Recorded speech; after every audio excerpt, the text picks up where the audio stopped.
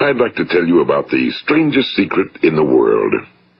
Some years ago, the late Nobel Prize-winning Dr. Albert Schweitzer was being interviewed in London, and a reporter asked him, "Doctor, what's wrong with men today?"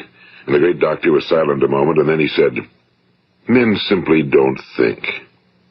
It's about this that I want to talk with you. We live today in a golden age. This is an era that man has looked forward to, dreamed of, and worked toward for thousands of years. But since it's here, we pretty well take it for granted.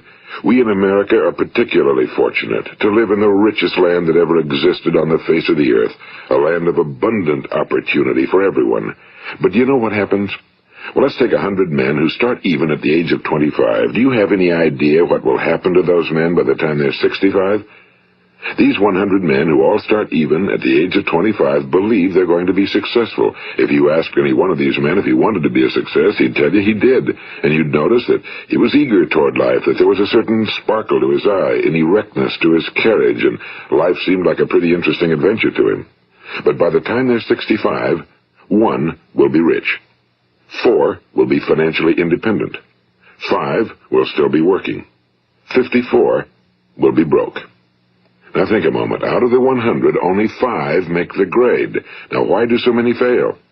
What has happened to the sparkle that was there when they were 25? What's become of the dreams, the hopes, the plans? And why is there such a large disparity between what these men intended to do and what they actually accomplished? When we say about 5% achieve success, we have to define success. And here's the best definition I've ever been able to find. Success is the progressive realization of a worthy ideal. If a man is working toward a predetermined goal and knows where he's going, that man is a success. If he's not doing that, he's a failure. Success is the progressive realization of a worthy ideal. Rollo May, the distinguished psychiatrist, wrote a wonderful book called Man's Search for Himself. And in this book he says, the opposite of courage in our society is not cowardice. It is conformity. And there you have the trouble today. It's conformity, people acting like everyone else without knowing why, without knowing where they're going. Now think of it. In America right now, there are over 18 million people 65 years of age and older. And most of them are broke. They're dependent on someone else for life's necessities. Now, we learn to read by the time we're 7. We learn to make a living by the time we're 25. Usually by that time, we're not only making a living, we're supporting a family. And yet, by the time we're 65, we haven't learned how to become financially independent in the richest land that has ever been known. Why? We conform. And the trouble is that we're acting like the wrong percentage group, the 95 who don't succeed. Now, why do these people conform? Well, they really don't know. These people believe that their lives are shaped by circumstances, by things that happen to them, by exterior forces. They're outer-directed people. A survey was made one time that covered a lot of men, working men, and these men were asked, "Why do you work? Why do you get up in the morning?" 19 out of 20 had no idea. If you ask them, they'll say, well, everyone goes to work in the morning, and that's the reason they do it, because everyone else is doing it. Now let's get back to our definition of success. Who succeeds? The only person who succeeds is the person who is progressively realizing a worthy ideal. He's the person who says, I'm going to become this, and then begins to work toward that goal.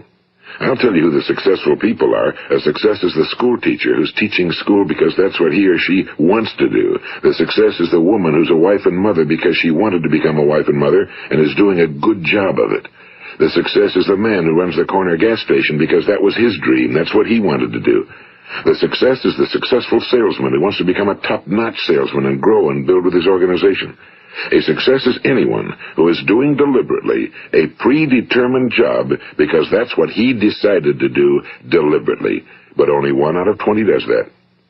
That's why today there isn't really any competition unless we make it for ourselves. Instead of competing, all we have to do is create. You know, for 20 years, I looked for the key which would determine what would happen to a human being. Was there a key I wanted to know which would make the future a promise that we could foretell to a large extent? Was there a key that would guarantee a person's becoming successful if he only knew about it and knew how to use it? Well, there is such a key, and I've found it. Have you ever wondered why so many men work so hard and honestly without ever achieving anything in particular, and others don't seem to work hard and yet seem to get everything? They seem to have the magic touch. You've heard them say that about someone. Everything he touches turns to gold. And have you ever noticed that a man who becomes successful tends to continue to become successful? And on the other hand, have you noticed how a man who's a failure tends to continue to fail? Well, it's because of goals. Some of us have goals, some don't. People with goals succeed because they know where they're going. It's that simple. Think of a ship leaving a harbor, and think of it with the complete voyage mapped out and planned. The captain and crew know exactly where it's going and how long it'll take.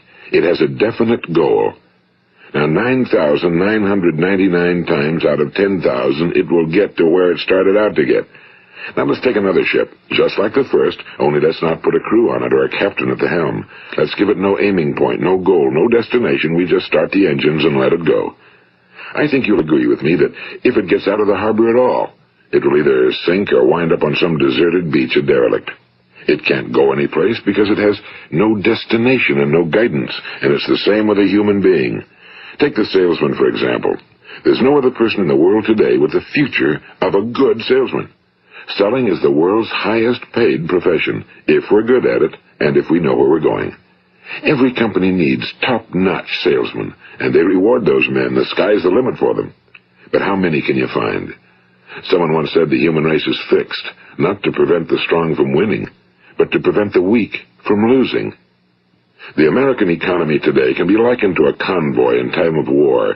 The entire economy is slowed down to protect its weakest link, just as the convoy had to go at the speed that would permit its slowest vessel to remain in formation. That's why it's so easy to make a living today. It takes no particular brains or talent to make a living and support a family today. So we have a plateau of so-called security, if that's what a person's looking for. But we do have to decide how high above this plateau we want to aim. Now let's get back to the strangest secret in the world, the story that I wanted to tell you today. Why do men with goals succeed in life and men without them fail? Well, let me tell you something which, if you really understand it, will alter your life immediately. If you understand completely what I'm going to tell you from this moment on, your life will never be the same again. You will suddenly find that good luck just seems to be attracted to you. The things you want just seem to fall in line, and from now on you won't have the problems, the worries, the gnawing lump of anxiety that perhaps you've experienced before. Doubt, fear, well, they'll be things of the past. Here's the key to success and the key to failure. We become what we think about. Now let me say that again. We become what we think about. Throughout all history, the great wise men and teachers, philosophers and prophets have disagreed with one another on many different things. It's only on this one point that they are in complete and unanimous agreement. Listen to what Marcus Aurelius, the great Roman emperor, said. A man's life is what his thoughts make of it. Disraeli said this. Everything comes if a man will only wait. I've brought myself by long meditation to the conviction that a human being with a settled purpose must accomplish it, and that nothing can resist a will that will stake even existence for its fulfillment. Ralph Waldo Emerson said this, a man is what he thinks about all day long. William James said, the greatest discovery of my generation is that human beings can alter their lives by altering their attitudes of mind. And he also said, we need only in cold blood act as if the thing in question were real, and it will become infallibly real by growing into such a connection with our life that it will become real. It will become so knit with habit and emotion that our interest in it will be those which characterize belief. And he also said, if you only care enough for a result, you will almost certainly attain it. If you wish to be rich, you will be rich. If you wish to be learned, you will be learned. If you wish to be good, you will be good. Only you must then really wish these things, and wish them exclusively, and not wish at the same time 100 other incompatible things just as strongly. In the Bible, you read in Mark 9:23, if thou canst believe, all things are possible to him that believeth. My old friend Dr. Norman Vincent Peale put it this way. This is one of the greatest laws in the universe.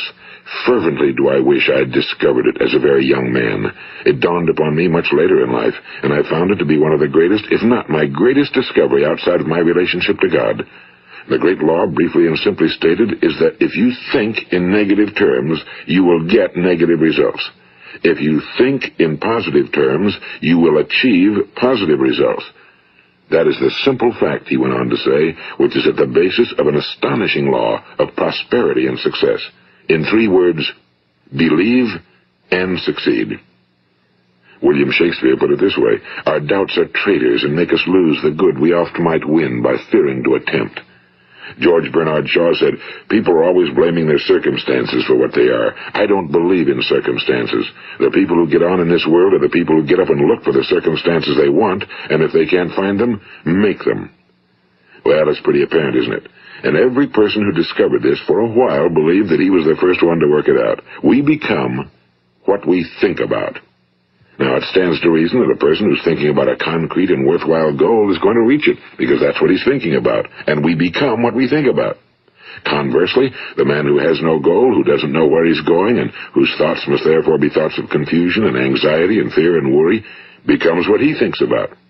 His life becomes one of frustration and fear and anxiety and worry. And if he thinks about nothing, he becomes nothing.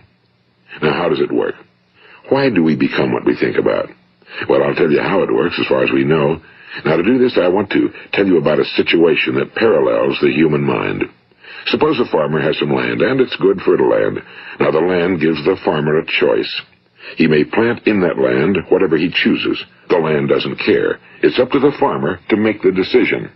Now, remember, we're comparing the human mind with the land because the mind, like the land, doesn't care what you plant in it. It will return what you plant, but it doesn't care what you plant. Now, let's say that the farmer has 2 seeds in his hand. One is a seed of corn. The other is nightshade, a deadly poison. He digs 2 little holes in the earth, and he plants both seeds, one corn, the other nightshade. He covers up the holes, waters, and takes care of the land, and what will happen? Invariably, the land will return what's planted. As it's written in the Bible, as ye sow, so shall ye reap. Now remember, the land doesn't care. It'll return poison in just as wonderful abundance as it will corn. So up come the 2 plants, one corn, one poison. Now, the human mind is far more fertile, far more incredible and mysterious than the land, but it works the same way. It doesn't care what we plant. Success, failure. A concrete, worthwhile goal, or confusion. Misunderstanding, fear, anxiety, and so on. But what we plant, it must return to us. You see, the human mind is the last great unexplored continent on Earth. It contains riches beyond our wildest dreams. It will return anything we want to plant. Now, you might say, well, if that's true, why don't people use their minds more? Well, I think they figured out an answer to that one, too. Our mind comes as standard equipment at birth. It's free, and things that are given to us for nothing we place little value on. Things that we pay money for, we value. The paradox is that exactly the reverse is true. Everything that's really worthwhile in life came to us free. Our minds, our souls, our bodies, our hopes, our dreams, our ambitions, our intelligence, our love of family and children and friends and country, all these priceless possessions are free. But the things that cost us money are actually very cheap and can be replaced at any time. A good man can be completely wiped out and make another fortune. He can do that several times.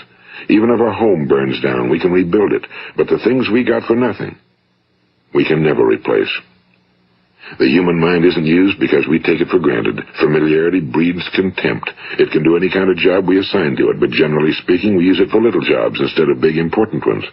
Universities have proved that most of us are operating on about 10% or less of our abilities. So decide now, what is it you want? Plant your goal in your mind. It's the most important decision you'll ever make in your entire life. What is it you want? Do you want to be an outstanding salesman? A better worker at your particular job? Do you want to go places in your company? In your community? Do you want to get rich? All you've got to do is plant that seed in your mind, care for it, work steadily toward your goal, and it will become a reality. It not only will, there's no way that it cannot. You see, that's a law, like the laws of Sir Isaac Newton, the laws of gravity. If you get on top of a building and jump off, you'll always go down. You'll never go up, and it's the same with all the other laws of nature. They always work. They're inflexible. Think about your goal in a relaxed, positive way. Picture yourself in your mind's eye as having already achieved this goal. See yourself doing the things you will be doing when you've reached your goal. Ours has been called the phenobarbital age, the age of ulcers and nervous breakdowns and tranquilizers, at a time when medical research has raised us to a new plateau of good health and longevity. Far too many of us worry ourselves into an early grave trying to cope with things in our own little personal ways without learning a few great laws that will take care of everything for us. These things we bring on ourselves through our habitual way of thinking.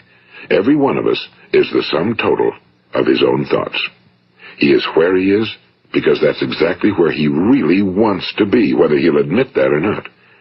Each of us must live off the fruit of his thoughts in the future, because what you think today and tomorrow, next month and next year, will mold your life and determine your future. You're guided by your mind. I remember one time I was driving through eastern Arizona, and I saw one of those giant earth-moving machines roaring along the road at about 35 miles an hour with what looked like 30 tons of dirt in it, a tremendous, incredible machine, and there was a little man perched way up on top with the wheel in his hands guiding it. And as I drove along, I was struck by the similarity of that machine to the human mind. Just suppose you're sitting at the controls of such a vast source of energy. Are you going to sit back and fold your arms and let it run itself into a ditch? Or are you going to keep both hands firmly on the wheel and control and direct this power to a specific, worthwhile purpose? It's up to you. You're in the driver's seat. You see, the very law that gives us success is a two-edged sword. We must control our thinking. The same rule that can lead a man to a life of success, wealth, happiness, and all the things he ever dreamed of for himself and his family. That very same law can lead him into the gutter. It's all in how he uses it, for good or for bad. This is the strangest secret in the world. Now, why do I say it's strange, and why do I call it a secret? Actually, it isn't a secret at all. It was first promulgated by some of the earliest wise men, and it appears again and again throughout the Bible, but very few people have learned it, understand it. That's why it's strange, and why for some equally strange reason it virtually remains a secret. I believe that you could go out and walk down the main street of your town and ask one man after another what the secret of success is, and you probably wouldn't run into one man in a month who could tell you. Now, this information is enormously valuable to us if we really understand it and apply it. It's valuable to us not only for our own lives, but the lives of those around us, our families, employees, associates, and friends. Life should be an exciting adventure. It should never be a bore. A man should live fully, be alive. He should be glad to get out of bed in the morning. He should be doing a job he likes to do because he does it well. One time I heard Grove Patterson, the great late editor-in-chief of the Toledo Daily Blade, make a speech, and as he concluded his speech, he said something I've never forgotten. He said, "My years in the newspaper business have convinced me of several things. Among them, that people are basically good, and that we came from someplace, and we're going someplace. So we should make our time here an exciting adventure. The architect of the universe didn't build a stairway leading nowhere." And the greatest teacher of all, the carpenter from the plains of Galilee, gave us the secret time and time again. As ye believe, so shall it be done unto you. I've explained the strangest secret in the world and how it works. Now, on this side, I want to explain how you can prove to yourself the enormous returns possible in your own life by putting this secret to a practical test. I want you to make a test that will last 30 days. It isn't going to be easy, but if you'll give it a good try, it will completely change your life for the better. Now, back in the 17th century, Sir Isaac Newton, the English mathematician and natural philosopher, gave us some natural laws of physics which apply as much to human beings as they do to the movement of bodies in the universe. And one of these laws is that for every action, there is an equal and opposite reaction. Simply stated, as it applies to you and me, it means we can achieve nothing without paying the price. The results of your 30-day experiment will be in direct proportion to the effort you put forth. To be a doctor, you must pay the price of long years of difficult study. To be successful in selling, and remember that each of us succeeds to the extent of his ability to sell. Selling our families on our ideas, selling education in schools, selling our children on the advantages of living the good and honest life, selling our associates and employees on the importance of being exceptional people. To, of course, the profession of selling itself. But to be successful in selling our way to the good life, we must be willing to pay the price. And what is that price? Well, it's many things. First, it's understanding emotionally, as well as intellectually, that we literally become what we think about, that we must control our thoughts if we're to control our lives. It's understanding fully that as ye sow, so shall ye reap. Second, it's cutting away all fetters from the mind and permitting it to soar as it was divinely designed to do. It's the realization that your limitations are self-imposed and that the opportunities for you today are enormous beyond belief. It's rising above narrow-minded pettiness and prejudice. And third, it's using all your courage to force yourself to think positively on your own problem, to set a definite and clearly defined goal for yourself, to let your marvelous mind think about your goal from all possible angles, to let your imagination speculate freely upon many different possible solutions, to refuse to believe that there are any circumstances sufficiently strong to defeat you in the accomplishment of your purpose, to act promptly and decisively when your course is clear, and to keep constantly aware of the fact that you are, at this moment, standing in the middle of your own acres of diamonds, as Russell Conwell used to point out. And fourth, save at least 10% of every dollar you earn. It's also remembering that no matter what your present job, it has enormous possibilities, if you're willing to pay the price. Now let's just go over the important points in the price each of us must pay to achieve the wonderful life that can be ours. It is, of course, worth any price. 1. You will become what you think about. 2. Remember the word imagination and let your mind begin to soar. 3. Courage. Concentrate on your goal every day. 4. Save 10% of what you earn. And 5. Action. Ideas are worthless unless we act on them. Now, I'll try to outline the 30-day test I want you to make. Keep in mind that you have nothing to lose by making this test and everything you could possibly want to gain. There are two things that may be said of everyone. Each of us wants something, and each of us is afraid of something. I want you to write on a card what it is you want more than anything else. It may be more money. Perhaps you'd like to double your income or make a specific amount of money. It may be a beautiful home. It may be success at your job. It may be a particular position in life. It could be a more harmonious family. Each of us wants something. Now write down on your card specifically what it is you want. Make sure it's a single goal and clearly defined. You needn't show it to anyone, but carry it with you so that you can look at it several times a day. Think about it in a cheerful, relaxed, positive way each morning when you get up, and immediately you have something to work for, something to get out of bed for, something to live for. Look at it every chance you get during the day and just before going to bed at night. And as you look at it, remember that you must become what you think about, and since you're thinking about your goal, you realize that soon it will be yours. In fact, it's yours really the moment you write it down and begin to think about it. Look at the abundance all around you as you go about your daily business. You have as much right to this abundance as any other living creature. It's yours for the asking. Now we come to the difficult part. Difficult because it means the formation of what is probably a brand new habit, and new habits are not easily formed. Once formed, however, it will follow you for the rest of your life. Stop thinking about what it is you fear. Each time a fearful or negative thought comes into your consciousness, replace it with a mental picture of your positive and worthwhile goal. And there will come times when you'll feel like giving up. It's easier for a human being to think negatively than positively. That's why only 5% are successful. You must begin now to place yourself in that group. For 30 days, you must take control of your mind. It will think about only what you permit it to think about. Each day for this 30-day test, do more than you have to do. In addition to maintaining a cheerful, positive outlook, give of yourself more than you've ever done before. Do this knowing that your returns in life must be in direct proportion to what you give. The moment you decide on a goal to work toward, you're immediately a successful person. You are then in that rare and successful category of people who know where they're going. Out of every 100 people, you belong to the top 5. Don't concern yourself too much with how you're going to achieve your goal. Leave that completely to a power greater than yourself. All you have to do is know where you're going. The answers will come to you of their own accord and at the right time. Remember these words from the Sermon on the Mount, and remember them well. Keep them constantly before you this month of your test. Ask, and it shall be given you. Seek, and ye shall find. Knock, and it shall be opened unto you. For every one that asketh receiveth, and he that seeketh findeth, and to him that knocketh it shall be opened. It's as marvelous and as simple as that. In fact, it's so simple that in our seemingly complicated world, it's difficult for an adult to understand that all he needs is a purpose and faith. For 30 days, do your very best. If you're a salesman, go at it as you've never done before, not in a hectic fashion, but with the calm, cheerful assurance that time well spent will give you the abundance in return you deserve and want.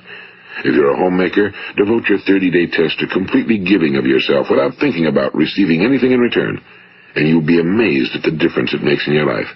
No matter what your job, do it as you've never done it before for 30 days. And if you've kept your goal before you every day, you'll wonder and marvel at this new life you've found.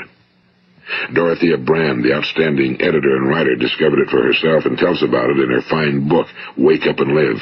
Her entire philosophy is reduced to the words, act as though it were impossible to fail. She made her own test with sincerity and faith, and her entire life was changed to one of overwhelming success. Now, you make your test for 30 full days. Don't start your test until you've made up your mind to stick with it. You see, by being persistent, you're demonstrating faith. Persistence is simply another word for faith. If you didn't have faith, you'd never persist. If you should fail during your first 30 days, by that I mean suddenly find yourself overwhelmed by negative thoughts, you've got to start over again from that point and go 30 more days. Gradually, your new habit will form until you find yourself one of that wonderful minority to whom virtually nothing is impossible. And don't forget the card. It's vitally important as you begin this new way of living. On one side of the card, write your goal, whatever it may be. On the other side, write the words we've quoted from the Sermon on the Mount. Ask, and it shall be given you. Seek, and ye shall find. Knock, and it shall be opened unto you. Nothing great was ever accomplished without inspiration. See that during these crucial first 30 days, your own inspiration is kept at a peak. And above all, don't worry. Worry brings fear, and fear is crippling. The only thing that can cause you to worry during your test is trying to do it all yourself. Know that all you have to do is hold your goal before you. Everything else will take care of itself. Remember also to keep calm and cheerful. Don't let petty things annoy you and get you off course. Now, since making this test is difficult, some will say, why should I bother? Well, look at the alternative. No one wants to be a failure. No one really wants to be a mediocre individual. No one wants a life constantly filled with worry and fear and frustration. Therefore, remember that you must reap that which you sow. If you sow negative thoughts, your life will be filled with negative things. If you sow positive thoughts, your life will be cheerful, successful, and positive. Now, gradually, you will have a tendency to forget what you've heard on this recording. Play it often. Keep reminding yourself of what you must do to form this new habit. Gather your whole family around at regular intervals and listen to what's been said here. You know, most men will tell you that they want to make money without understanding the law. The only people who make money work in a mint. The rest of us must earn money. This is what causes those who keep looking for something for nothing or a free ride to fail in life. The only way to earn money is by providing people with services or products which are needed and useful. We exchange our time and our product or service for the other man's money. Therefore, the law is that our financial return will be in direct proportion to our service. Now, success is not the result of making money. Making money is the result of success, and success is in direct proportion to our service. Most people have this law backwards. They believe that you're successful if you earn a lot of money. The truth is that you can only earn money after you're successful. It's like the story of the man who sat in front of the stove and said to it, "Give me heat, and then I'll add the wood." How many men and women do you know, or do you suppose there are today, who take the same attitude toward life? There are millions. We've got to put the fuel in before we can expect heat. Likewise, we've got to be of service first before we can expect money. Don't concern yourself with the money. Be of service. Build, work, dream, create. Do this, and you'll find there's no limit to the prosperity and abundance that will come to you. Prosperity, you know, is founded upon a law of mutual exchange. Any person who contributes to prosperity must prosper in turn himself. Sometimes the return will not come from those you serve, but it must come to you from someplace, because that's the law. For every action, there is an equal and opposite reaction. As you go daily through your 30-day test period, remember that your success will always be measured by the quality and quantity of service you render, and money is a yardstick for measuring this service. No man can get rich himself unless he enriches others. Now, there are no exceptions to a law. You can drive down any street in America and from your car estimate the service that's being rendered by the people living on that street. Had you ever thought of this yardstick before? It's interesting. Some, like ministers and priests and other devoted people, measure their returns in the realm of the spiritual, but again, their returns are equal to their service. Once this law is fully understood, any thinking person can tell his own fortune. If he wants more, he must be of more service to those from whom he receives his return. If he wants less, he has only to reduce his service. This is the price you must pay for what you want. If you believe you can enrich yourself by deluding others, you can end only by deluding yourself. It may take some time, but just as surely as you breathe, you'll get back what you put out. Don't ever make the mistake of thinking you can avert this. It's impossible. The prisons and the streets where the lonely walk are filled with people who tried to make new laws just for themselves. We may avoid the laws of man for a while, but there are greater laws that cannot be broken. An outstanding medical doctor recently pointed out 6 steps that will help you realize success. 1. Set yourself a definite goal. 2. Quit running yourself down. 3. Stop thinking of all the reasons why you cannot be successful and instead think of all the reasons why you can. 4. Trace your attitudes back through your childhood and try to discover where you first got the idea you couldn't be successful, if that's the way you've been thinking. 5. Change the image you have of yourself by writing out a description of the person you would like to be. And 6. Act the part of the successful person you have decided to become. The doctor who wrote those words is a noted West Coast psychiatrist, Dr. David Harold Fink. Do what the experts since the dawn of recorded history have told you must do. Pay the price by becoming the person you want to become. It's not nearly as difficult as living unsuccessfully. Make your 30-day test, then repeat it again, and each time it will become more a part of you until you'll wonder how you could ever have lived any other way. Live this new way, and the floodgates of abundance will open and pour over you more riches than you may have dreamed existed. Money? Yes, lots of it. But what's more important, you'll have peace. You'll be in that wonderful minority who lead calm, cheerful, successful lives. Start today. You have nothing to lose, but you have a whole life to win. This is Earl Nightingale, and thank you.